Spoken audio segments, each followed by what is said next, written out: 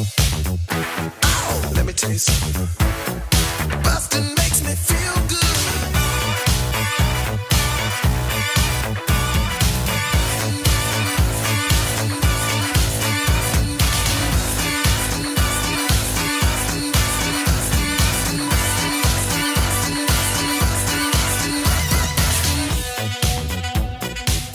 Hi, everybody. Welcome to Blockbusting, the podcast where we love to hate the movies. I'm your host, Jay Light.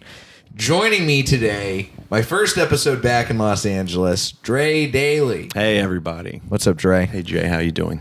I'm pretty good. How about you? I'm doing well. Wonderful. It's nice to be recording back in familiar territory again. I feel you. I haven't been on this couch doing an episode in a minute. I like it. I've been complimenting your place since I got here, and it's I love this. This is so comfortable. Thank you. Yeah, we've really done. I got to show you after this. I got to show you the patio. Oh, cool. You got a patio. My girlfriend. So she built that shelf that's over there. Nice. And she also built a sweet little enclosure on the patio for our cat. So he can't escape. A cat closure. A catio. Catio. Yeah. That's way better than mine. Yeah. You tried though.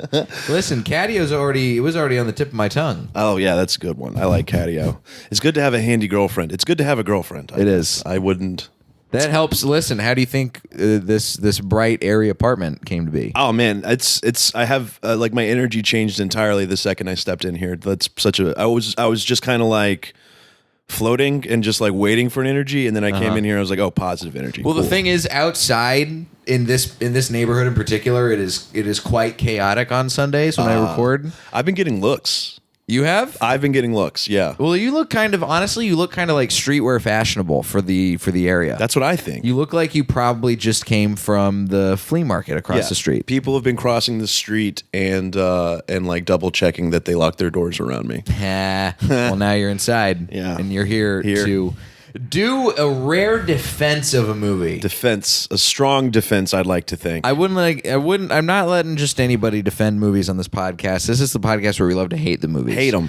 And you chose to defend a movie that I had only heard of. I'd seen it a lot in Blockbuster growing up. I remember walking the aisles and seeing this movie frequently shown as a movie that people were not renting, which is not a good sign for you. That's funny. This movie is, oh my God, I can't believe I actually watched the whole thing. 2001's Corky Romano. Corky Romano. Why? Why do you like this movie? This movie is that's a good question. Terrible. That's a very good question. Why do I like this movie? I am a little brother. Okay. I'm a little brother of two bully big brothers. Okay. I am the third son of a powerful man. Okay. I identify with Corky Romano and his positive energy and his happy-go-lucky, I don't want anything to do with you guys, I'm just going to do my own thing. I identify with that wholeheartedly, completely. Oh, man. Okay? So you got some deep emotional connection to Corky Romano. A deep one. Here we go. Well, it's that. So I identify with Corky. Okay. I like movies. It's hard for me to find a movie I don't like in some way, because I genuinely love movies, and I don't call them films because I call them films because like I don't call them films. I call them movies. You're a guy who you dress like you call them movies. Yeah, I'm a movies guy. I like movies. And this is a movie like, if you know Chris Kattan, if you understand his comedy and the way that he likes to get a laugh, it's not out of his wheelhouse. He's not stretching. This is Chris Kattan doing what Chris Kattan does, and I loved it. Interesting. Yeah. This movie, if you haven't seen it, or if you don't remember it, if you blocked it out of your mind, Corky Romano is a 2001 American mafia comedy film starring Chris Kattan, Fred Ward, Vanessa Shaw, Chris Penn. Stacked Peter Berg. lineup. It's it actually is a pretty stacked cast. Zach Galifianakis is in it for a minute. Early Zach cameo as a computer hacker before fame. Oh man, we've got Peter Falk. Yeah, Columbo in his deathbed, almost literally, and like in the movie. It's a crazy movie, but it's, and also this is hilarious to me.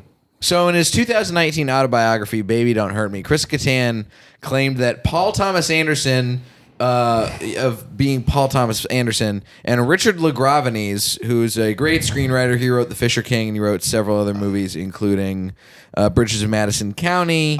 He wrote Behind the Candelabra. Oh, I liked that. He wrote Water for Elephants. Sure. He wrote a lot of stuff. Yeah. They both were assisted in rewriting the script and got no credit. I wonder if they asked to not be credited for the rewrites, or if they had their rewrites completely removed. Where were they in their career at that point? How were they? So this is 2001. Uh-huh. So PTA... LaGravenese is already like a Hollywood journeyman at this point, because Fisher King came out in like 92. And writers come in to rewrite all the time. Yeah, there's a lot of script doctoring. And there's that goes always on. and it's always a thing. Yeah. This is not uncommon. Well, But the fact is, those are two good screenwriters, and this movie Sure. is still hot trash. hot trash. It's okay. I get that the comedy is not it's not a straight jokes kind of comedy. That's not even why it's bad. Well, why do you not like it? The movie's bad because it's below lowbrow. It's Jerry Lewis funny. It's not even Jerry Lewis funny. You think it's below? I think like it's Three Stooges level. Yes. I don't know. I think they're all in the same goofy, clowny. Like, don't take all of this with a grain of salt. It's such a it's let's enjoy the movies again and not be so hung up on plot and stuff. But that's the problem is don't be so hung up on plot on stuff. And I'll say this, there are parts of this movie that I watched and I was like, oh yeah, that is actually kind of funny. Okay. There are parts of this movie that I unfortunately cannot remember liking, but I remember being like, oh yeah, that's funny. I don't remember what specifically those are anymore because of the rest of this movie is so bad. I have a list of things that I like about the movie. Okay, let's go You want to through chop it. down? I can chop it down pretty. By the good. way, I don't think I actually explained. We didn't explain what the plot of the movie is. So, yeah, Chris Kattan is Corky Romano. Corky Romano. who's a veterinarian who's assistant veterinarian. he's trying to be the full veterinarian. So the family he's in is a mob family. Yeah. Oh, and he's clumsy. He's very clumsy. I'll say that at the beginning. He's Chris pretty Kattan, clumsy. He's Corky Romano. so good at clumsy. He's very. Listen, Chris Kattan is clearly a gifted physical comedian. Yeah. I'm not gonna shit on Chris Kattan for not being good at being a physical comedian. But the problem here is, I feel like even Chris Kattan's obvious gifts as a guy who's willing to like do all of this shit are just misused. I feel like, yeah, I mean, I can imagine a movie like pulling out of my ass, like The Mask. I think Chris Kattan would have killed The Mask, where it requires insane physical comedy. I think he would have been able to do that equally good, maybe even better than Jim Carrey. I'm not saying anything negative about Jim Carrey. I'm just saying Chris Kattan's that kind of force. I would love to see a remake of. I mean, I'm not going to love to see it, but this is what I think Chris Kattan could be good in. If they did a remake of Who Framed Roger Rabbit and you get Chris Kattan as Judge Doom, that's a good performance. Yeah, I'd see that. Chris Kattan would slay that. I would love to see that. And this is a stretch. It's hard to pitch that kind of movie in Hollywood, I guess. I don't know. But all right, so this is Chris Kattan in 2001. Chris Kattan is like one of the breakout stars of SNL. He's at the top of his game. Yeah. And Chris Kattan Night is at the playing, Roxbury. How did Night at the Roxbury do? Night at the Roxbury, I don't think did well. Okay. And he's infiltrated. He's playing this guy whose mob family's like, you got to get in and you got to help out. You're the dumbest one, so nobody's going to suspect you. Bingo. They are just bullying him the entire time. Yeah. And from the jump, and he is so inept at everything. Yeah. And he fails his way to the top. Fails his way all the way to the Fails his top. way through the FBI. All the way up. Yeah. It doesn't make any fucking sense. I know, right? There's Isn't that so much fun? of this movie that does not make a lick of sense. I know. I'm not. I mean, where it makes sense is Corky doing this thing for his family. That makes sense. Mm-hmm. It's where having a complicated relationship in this complicated situation. That makes sense. I guess. Yeah, the plot around it is ridiculous. I get that, but I like emotions. I like relationships. Then how can you like this movie? Because I like There's how none of that. I like how when just by being around and being himself, he rubs off on everybody, and he rubs off on the good, like people who are loving and good and kind in a positive way, and the only guy he rubs wrong in the entire movie is the fucking serial killer. Right. So when I feel like someone doesn't like this movie, I feel like you're the serial killer. You think I'm the Night Vulture? I think you're the Night Vulture. I'm not the Night Vulture. I think anyone who doesn't like this movie is the Night Vulture. Here's the thing. Go for it. This even there's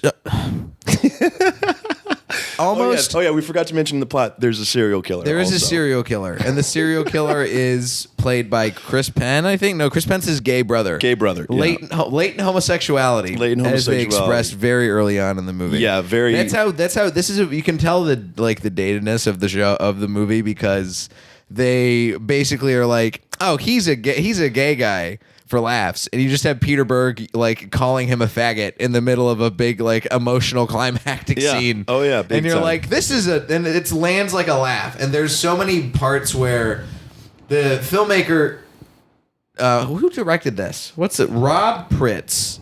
Rob Pritz has no career. I can't click on his name on Wikipedia. That's because once you make a perfect movie, nobody asks you to work ever again.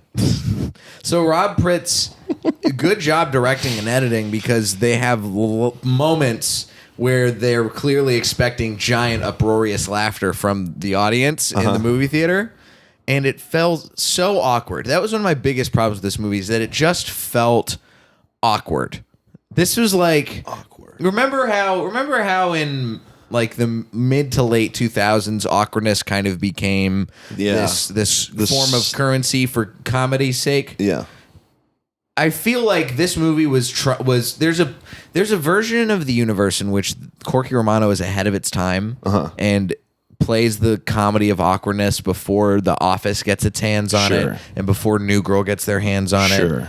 And yet the people involved in making this movie on the ground on like the backside level I don't believe are good enough to have done this as artfully as it could have been done. Well, I see a good movie buried deep within this pile of hot spaghetti and garbage. The spaghetti shit bolognese bullshit that we've been dealt. I feel like there's still you still in that defense have an appreciation for this movie because I appreciate Chris Kattan. Because movies that fail, they can't see this. I'm putting fail quotation they can marks. see if they're watching it on YouTube. Oh, if you're watching on YouTube, good news. This movie you can see Drey's these failure movies like Corky Romano who dabble in awkwardness. Hollywood clearly used as a cautionary tale. Don't be like that. And we get things like The Office from people screwing up with movies like Corky Romano. I personally thoroughly enjoyed it, and we still have the plot to finish. So let's get through the reasons why you like the movie, which I would assume we can do in sort of like chronological order. Because basically, what happens is I did it chronologically. Corky shows up. You see him a day at work where he's not a good. I mean, he's a good-hearted man, but he's not a good veteran. He's not good at anything. He's so bad he can't drive. He can't be a veterinarian. He can connect to people clearly. Like all the people in his he connects well. Yeah. All the people in his in the waiting room at the veterinarian. They love him. All the people they love him. Yeah, they know him by first name, and they come to see him specifically. They don't care about the vet. The vet's playing golf, and Corky's doing all the things poorly. But he's doing all the things. The thing is, everybody in this movie is a truly awful and reprehensible person, except for Corky Romano. Yeah, except for Corky Romano is the only bright, shining ray of light. He drives a bright orange car. The FBI agents are kind of okay. They get better. Yeah, the two who start wearing the ties, Darnell and Cox and Darnell. Cox and Darnell are great. They're fun. They're like you can tell that they're used to being repressed, and then Corky's just like, just be yourself a little bit. Well, it's the same with the chief. The chief, yeah, Schuster gets rubbed off on too, man. Yeah, they all start wearing wacky ties. It's infectious, dude. And the night vulture's like, "What's up with your fucking ties?" He sounds like I want to be in the cool tie club. He does sound like. I mean, the night vulture is the one who's just like, can't you guys fucking see how fucking stupid this movie is? Like, right. He sounds like he's saying that, but it's like, just fucking get over yourself and just fucking laugh. It's because silly. Everybody in this movie is so dumb. It's called Corky Romano. It's in the name. You can't expect like. Yes, I can. Why? It's Chris Kattan in a movie called Corky Romano. Like, if you're expecting something that's there is such a thing. There is such a thing as slapstick comedy that isn't completely dumb the entire time. I can't. There's a way to do. I've said this before on this podcast. There's a way to do dumb comedy in a smart way. And like, Corky Romano. Tell me how, because I want to make that movie. Well, let's okay. talk about the things that you liked in this movie like before we get to, because this is your defense. My defense. You decided to come in and talk about a movie that has 6% on Rotten Tomatoes. 6%. Hey, wait. Let's talk about the rating system on Rotten Tomatoes after the podcast. Sure. Yeah. Sure.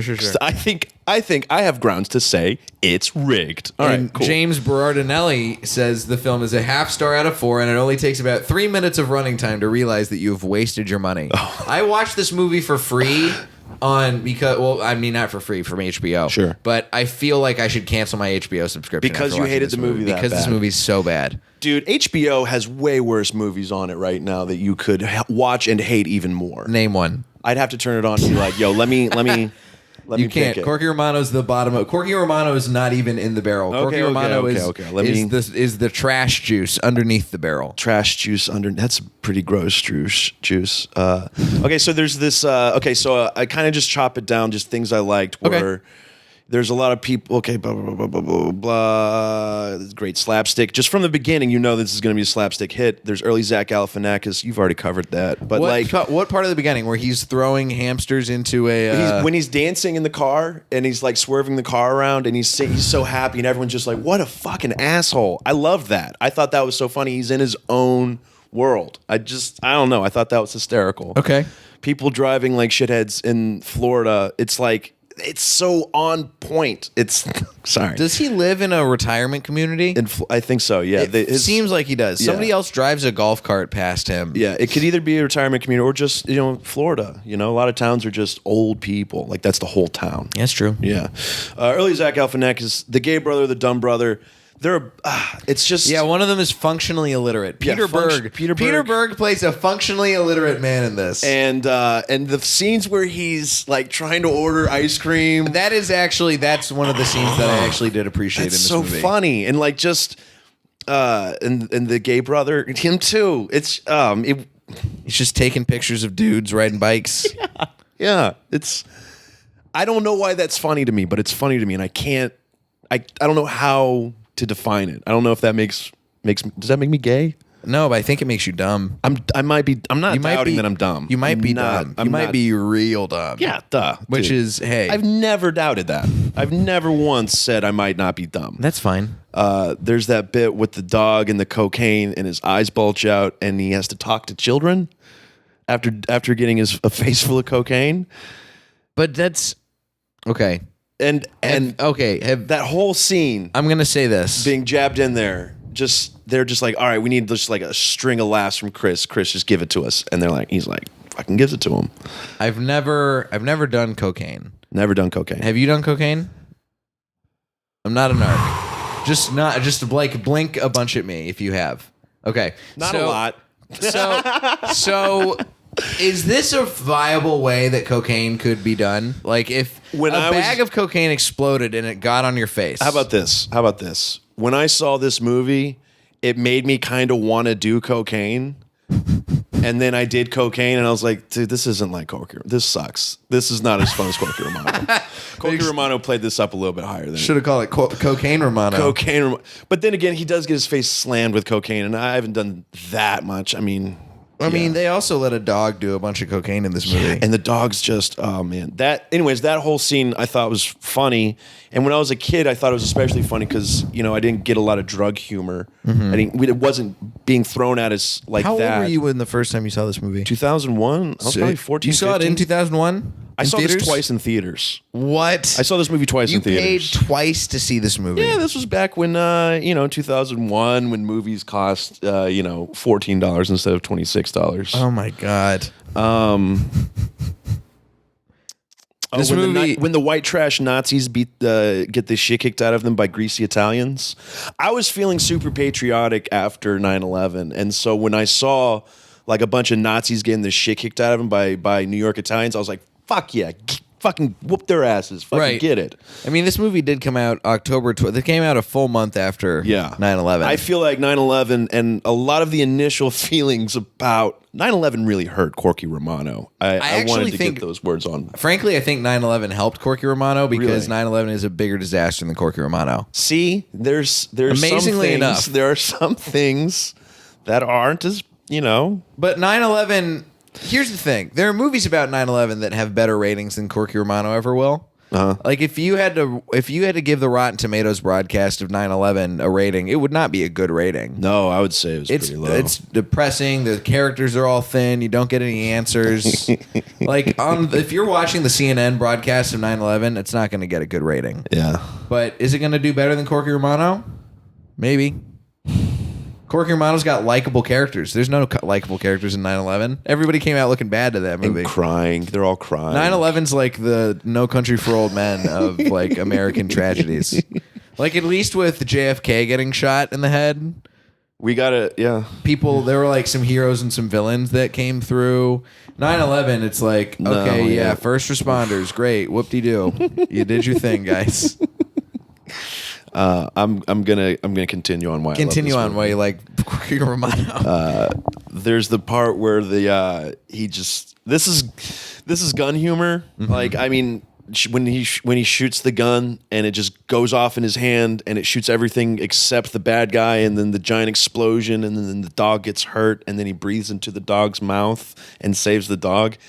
It's just it's so Corky. He's fucking everything else up.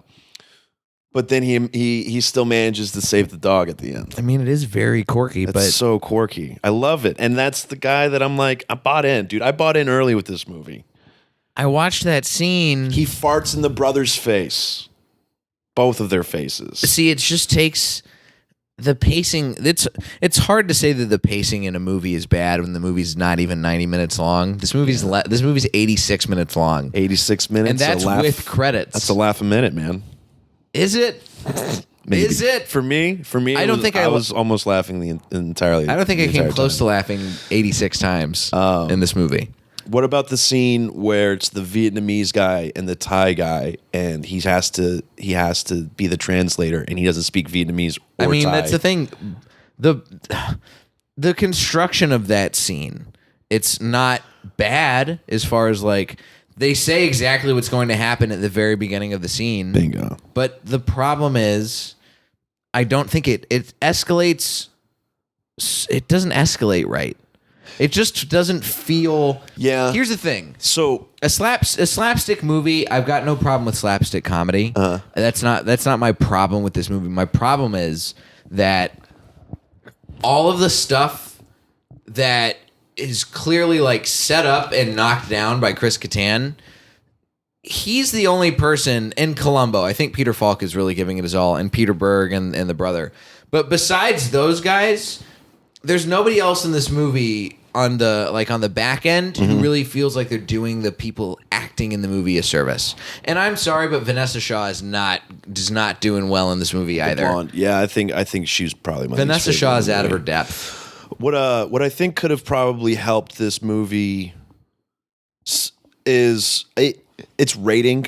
What was its rating? PG-13. See, this movie with the elements surrounding it probably should have gotten an R rating, and they should have just fucking gone for it. Now that I agree with. I can 100% agree with that. Yeah. I think There probably is a version of it that it is, punched up in an adult way, but they had to cut it all to catch the PG-13 rating. I think the only way that this movie becomes a good successful movie is if you do make it a hard R-rated movie. Hard R tits. I want to see some tits. I want to see some blood and guts. Yeah. I want to see some F-bombs. Oh, yeah. I want to see some people yelling fuck. I think they say fuck once. No, this is I didn't hear any fucks. Okay, I might have heard wrong. You might have imagined a fuck. I think I was probably imagining a fuck. There's a lot of Vanessa Shaw is sexy. Vanessa Shaw. I mean, she shows up wearing a literal sexy nurse Halloween costume. Oh yeah, she does. Oh yeah. To Columbo's bedside. Wins my heart. Just warms it up. Does Peter Falk have a lazy eye in real life? By the way, or did he act that? He's got a glass eye. He lost his eye from cancer at age 3. Shit. This is actually a really funny Peter Falk story. I saw this on an interview and I read it on IMDb. Okay. And he used to play baseball. And when he was playing baseball one time, the ump called him out at home. Mm-hmm. And so he popped his glass eyeball out, handed it to the umpire and said, I think you need this more than I do. Hey, that's a really good story. How old was he when he did this? High school. Nice. So, somewhere in that zone. Smart enough to have a real joke Columbo. like that in his back pocket. Definitely. Yeah, he had it ready, dude. I mean, if you're gonna have, Peter Falk really does as good of a job as he can in this movie. Peter Berg does as good of a job as he can. The acting in this movie is right down the middle for what you would expect it to be in a crazy slapstick comedy. Mm-hmm. It's there. It just feels like the rest of it could have been better. I would say an injection of some swears and tits. I think could have saved this movie. Could save a lot. Swears and tits could save a lot of movies. Violence would have saved this movie. Violence, yeah. It's weird. It's weird to mix this super positive tone with direct violence. But here's a part that really threw me off, and I want to hear what your thoughts are on this movie, especially if we're talking direct violence. Yeah. The first scene where Corky is in the FBI and they're like, "We got to go downtown. We got this investigation. We got some drug shit happened." Yeah. The night vulture struck again. And they go, and it's clearly they're in a place where some sort of a massacre or mutilation happened. Yeah. There's flies everywhere, and everyone's looking down, and there's all these squish sound effects. Sorry. And even just hearing squish. And they're talking about maggots in the body. Yeah. But they don't show any of it. They don't show any of it. The whole you have, I would imagine, read some screenwriting books in your day, yeah? You know what one of the basic tenets of movie making is? Go for it. No, it's show, don't tell. Show, don't tell. So there's a chance for them to be like, hey, let's show a rotting corpse. A really gross thing right here. I would love that. You don't have to show it for the whole scene.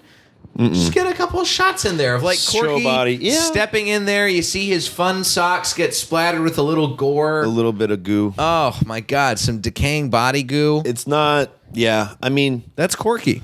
They had to... I noticed that again later in the movie. For the gunfight scene after the missing translation scene, there's no gun violence. It's all shot, with the camera in one spot, and then it's you see around the gun action, then everyone's dead afterwards. So I was like...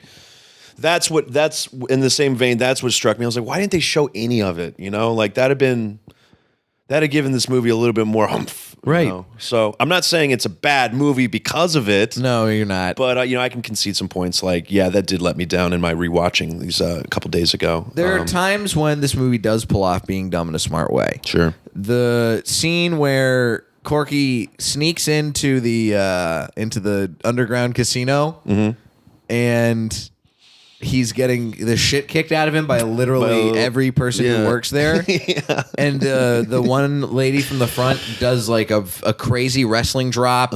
And there's the dwarf dude is running around and he's doing some midair kicks. So some what they call luchador wrestling moves and shit on him. Some stuff that's it feels kind of like Crouching Tiger, Hidden Dragon. Real funny, some really talented stunt fighting happening right here. I thought that was really cool. They put him in the paint shaker. I think she's a professional wrestler. I think she was a professional wrestler. I didn't read. I buy it. Yeah. And he, we've seen him in movies since then.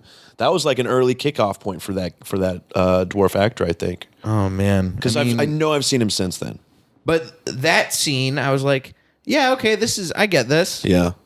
I'm not laughing out loud at it, But I'm like, okay, yeah, I see why this is funny. Well, the part that got me a laugh was when he did get his head in the paint. The head in the paint shaker, that's inspired. That got me laughing. That's smart. Yeah. That's smart, dumb comedy. I did like how they were Having like his eyes continue to shake around the entire time afterwards. It's great. Yeah. It was funny. I like how they cartoonize him. I liked how he's almost a human, but he's almost a cartoon character. See, that's okay. I think that's the thing with this movie is if it wants to be really great, you put a cartoon character in a hard R-rated movie. Ooh, that's what Corky Romano. Don't make Corky Romano an actual cartoon character like Who Framed Roger Rabbit. No, but make him as cartoony and sunny as possible. Mm-hmm. Bright colors and his eyes pop and he shakes and if there's a pie, maybe he floats because he smells the pie. Right. When he sees Vanessa Shaw for the first time, his eyes bug out of his head. And his heart beats real fast out of his chest. Fast. Yeah, I could. Yeah, I mean, I would like the movie more. Maybe I would probably like the movie more. Yeah, I like the sound of that movie. I like the sound. Well, we're getting to a point. You and I, we're making things and stuff's going on, and we're making things. And I say, why don't we reboot Corky Romano? Corky Romano. Make it the way we want to make it, huh? We call it Cocaine Romano. Cocaine Romano, and it gets a cartoon hard R. Yep. Wow, I don't know if that's... But we got to make it better. Did you ever see the Happy Time Murders? No, the Muppet, R-rated movie? I think... I heard it was very bad. No, I don't think I saw that one. Because it seems like that's kind of in the realm. As long as we don't go down that route, we have nowhere to go but up. Yeah. What else do you like about this movie? Professional relationship everyone already talked about that. When they dick punching to save the day at the very end. I thought that was just was wonderful. You punch the bad FBI or the bad mafia guy in the dick, and you punch the night vulture in the dick, and just really capped it off well for me. I was like, yeah, that's how this movie should end, with 2 dick punches. I mean, I felt like I got punched in the dick watching this movie. And I saw that and I was like, okay. This movie is clearly I don't think I'm the target demographic for this movie. See, I was also thinking about that. It's so weird. I guess I am, but how fucking rare am I? I don't think that you're a rare breed. I'm a rare breed. It's very specific, the branding for who this was for. Let's read some of the other stuff. Miles Beller is one of the few critics who gave a positive review of this movie. Sure. He said, although Corky Romano contains its share of witless wisecracks and puerile pranks, it achieved something more than the current crop of would-be funny films. With a great many contemporary comedies mistaking excess for invention and hyperactivity for dynamism, Corky Romano displays genuine heart. And I like a movie with heart. I do like a movie with heart. But the problem is, this heart is on life support. Damn. Ouch. That's where Corky Romano fails. Because the doctors who are trying to do open heart surgery on this movie are inept. You're calling Paul Thomas Anderson, was that his name? Yes. Inept. No. Because if Paul Thomas Anderson wasn't inept, then he would have been like, you know what, keep my credit on this movie. Oh, that's true. Yeah, I still want to be involved in Corky Romano. I mean, M. Night Shyamalan didn't put his name on Stuart Little. I forgot M. Night Shyamalan wrote Stuart Little. Or maybe he did. Or maybe just I think he actually did keep his name on it. Really? I mean, look. I thought I found it on IMDb. I think that it's obvious what has to happen. What? Paul Thomas Anderson needs to be the person who reboots Corky Romano, and we need to bring him the script. Because Paul Thomas Anderson can do a good character study and a good comedy. Yeah.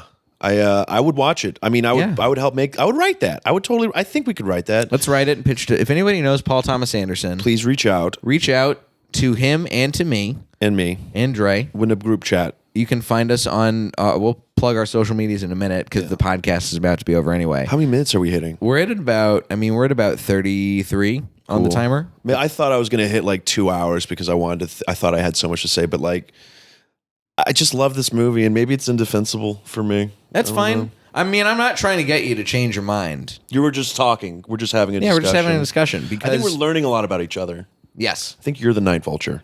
I think you're Corky. I'm Corky, man. I didn't know you were Corky Romano. Kind of quirky, man. We'll talk. We can talk like friendship stuff after the debate after the Show, after the podcast is done, after the 20th Democratic debate happening right here on my couch. Come join in as Bernie Sanders talks about whether Corky Romano has any merit. Ooh, I'm Joe Biden in this. You're Joe Biden? Don't pick Joe Biden. Don't be Joe. No, don't be Joe. Joe's bad. Come on, but Joe, you can tell Joe Biden loves Corky Romano. Joe Biden absolutely loves Corky Romano. I'm sure that's one of his top Joe 5. Biden probably has Corky Romano as his number one. I feel like Joe Biden's definitely a big like slapstick. What's fan. that movie with that little fucking Corky boy again? I like a movie that makes the FBI look incompetent because they botched the investigation against Donald Trump. That investigation was led by none other than Corky Romano. Corky Romano. Who's leading this country? Corky Romano. Let's get a different white guy in the White House. Yeah. I'm Joe Biden. Joe Biden. Actually, now that Joe Biden sounds like a character in Corky Romano. It sounds like another mafia guy. I'd vote for him. What's the name of the guy who's the mob informant the whole time? It doesn't matter. Tremors. Man, Fred. Fred Durst. Yeah, Fred Durst. Fred Durst would have made this movie better. Stop saying that. There's so much that would have made this movie better, and unfortunately, you like a bad movie. I don't know. I feel like someone's going to be listening to this podcast and be like, man, I'm going to follow Drey on Instagram and Twitter because I fully agree that this is a underrated, at the very least, Underrated gem. Underrated gem. Nah, this is maybe like an underrated cubic zirconia. Or an underrated like gold-plated ring. Man, You can scrape it off. You can see it's copper underneath there. But so hurtful. So hurtful. Where? Poor Speaking Corky. of following you on Instagram and Twitter, where can they do that? You can follow me on Instagram on DTD8705. You got to change that name. I'm about to. I've been thinking a lot about what I'm going to change it to. Well, then just say what you're going to change it to, unless you don't have an idea yet. I don't have an idea yet. I could change it to my Twitter, which is easier. It's Dailey DR, but That's pretty good. it's not as good as like Daily Drey. I mean, I feel like you should do a Corky Romano related it's one. Now. Dailey DR. Oh, Corky. Corky Romano rated one. Tumblin calls me Mac Daddy Drey. That's good. I think that'd be a fun Mac Daddy Instagram. Dre's a fun one. Mac Daddy Drey. If there's still a Mac Daddy Drey Instagram handle out there, I might take it. I bet there is. We'll Figure it out by the time this episode comes out. Cool. I hope. And you can follow me at Diet J on Twitter and Instagram, and check out jlightcomedy.com for show dates, which are starting to build up because I'm back in action after getting rid of all my material at that album recording. Yeah. I'm an empty vessel. Empty vessel. Yep. Out Ready here to- talking ready to about work. who fucking knows what. Get on my October show. Let's do it. Okay, cool. I'm Also, on board. I want to plug September 15th, Sunday, a week from today. We've got a show at the Boulevard, Laughter in Paradise. Oh, Laughter in Paradise, a lovely show. Fun times. Please, if you're listening, please come. I've had nothing but fun at the Boulevard, Laughter in Paradise. Boyle Heights, Free. It's such an energy that like you can do whatever you want there. It's so much great. a comedy destination. Comedy destination. Bring your friends and family. Leave the kids at home, Yep. And bring your Corky Romano ideas to us, please. especially your Paul Thomas Anderson connections. Please. Because PTA deserves, if he's not going to take credit for the first time he did it, by God, we're going to make sure he takes credit for the time he does it good. Absolutely. Would you watch a Corky Romano cartoon on like FX? I don't know. Because I Chris feel Kattan can't play it anymore. He's too old and he looks like shit. Oh, never mind. We should probably just cap this off before I talk shit. You already did. Chris Oops. Kattan, you look like shit. Look like shit. This has been Blockbusting. Go see something good for a change. Not like Chris Kattan's wrinkled face